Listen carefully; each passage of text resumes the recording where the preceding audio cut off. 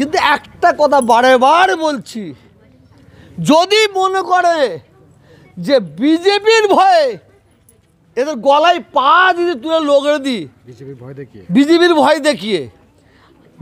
ভয় দেখিয়ে মুসলমান বাংলার মুসলমানদের গলায় পা দিয়ে লগড়াবো, এরা আবার উঠে আমাকেই ভোট দেবে, এই ধারণাটা ভুল হবে বলে মনে করি।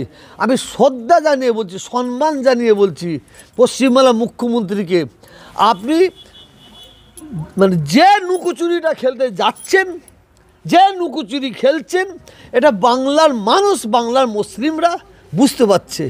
বাংলার মুসলিমরা আপনাকে বিশ্বাস করেছে, সেই বিশ্বাসের ওপর কোনো কালো দাগ না আসে, কোনো লাল দাগ না আসে, কোনো কালিমা যুক্ত না হয়, সেটা মমতা ব্যানার্জিকে আমি দেখার জন্য অনুরোধ করব।